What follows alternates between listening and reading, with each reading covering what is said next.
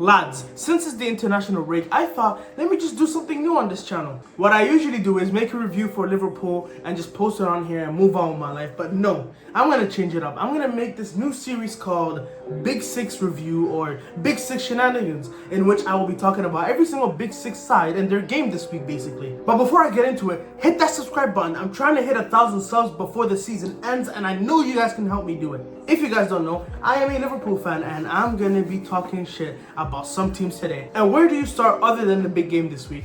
Chelsea won, Arsenal won, and I want to know from Arsenal fans, are you worried a little bit now? You are 9 points behind league leaders Liverpool and 4 points behind Man City. I mean, as a Liverpool fan, I don't think you guys are out of the title race yet, but do you think so? Since the international break, you lost to Bournemouth, Newcastle, and Inter, dropped points against Liverpool and Chelsea, and your only good performance came against Preston in the Carabao Cup. Do you think this is good enough to win you this league title? I'm sorry, but that's not good enough, especially when Man City are not winning their games. Talking about today's game against Chelsea, the first half, in my opinion, was pretty balanced. You guys had some good chances. Chelsea had some good chances. Me personally, I think Chelsea had the better chances, of course. Second half, you were much more dominant. You got your goal through Martinelli. What do? Sit back, defend, do not concede a goal. But no, you let Pedro Neto just walk in through there. Nobody's marking him. Who was marking Pedro Neto? I want to know. Who was marking him? And fair play to Pedro Neto, to be honest. He rifled that into the bottom right corner. I was ecstatic. But you needed to win today to confirm that you're still in the title race.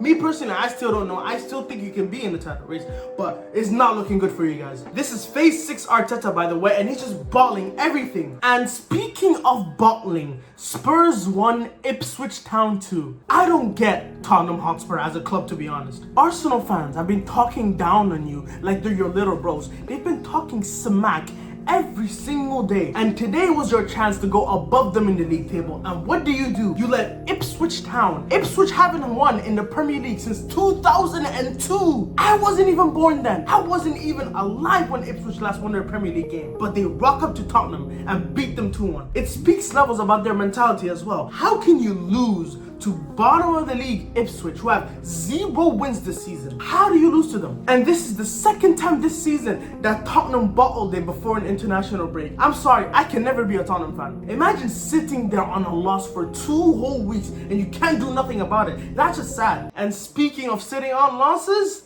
Brighton 2. Manchester City, the champions, won.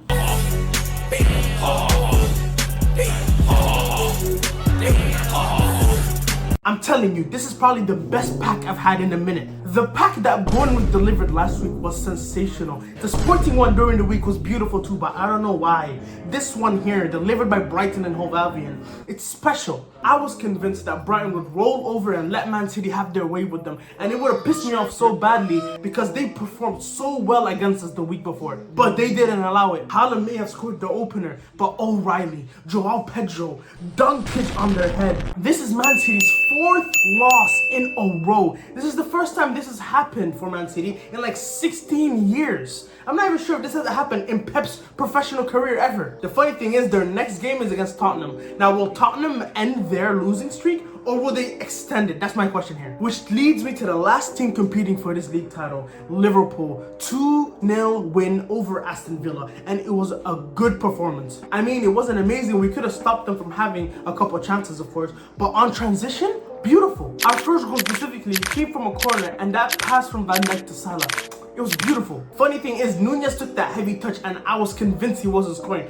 But this guy, he loves making shit harder for himself. I mean, I'm not complaining, of course. We scored the goal. I'm already happy. Our second goal too, another counter-attack. Salah gets the ball, moves into the space. Simple finish, man. Which now leaves us, like my headphones, on top of the table. I mean, that joke was horrendous. I'm not even gonna try it, but you get what I'm trying to say. Premier League top of the table, Champions League top of the table. Best team in the world, man. Which now leaves us with the final game, Manchester United 3, Leicester 0. I mean, who cares? Let's be honest. It's just Man United. I mean, they just moved to 14th. Who really gives a damn? But on a more serious note, Man United are now 4 points behind Arsenal. You know how crazy that is? They've had a horrendous start to this season, and they're only 4 points behind the mighty Arsenal? That first goal too, Bruno does a 1-2 with Ahmed, and he just rifles it into the bottom right corner. Their second goal was pretty decent. Mazraoui whips the ball, and it was an own goal from Victor Christiansen. But that third goal, Garnacho took that criticism personally, picks up the ball, right foot, top corner. Nobody could have gotten that. I mean, if Man United keep this form up, they could get top 5. But that's gonna be it for this video. Let me know what y'all think. Give me names for this series. I'm not a really good name maker, okay? But appreciate all y'all for watching. And once again, thank you for 600 subscribers. Appreciate every single one of you. Have a good day.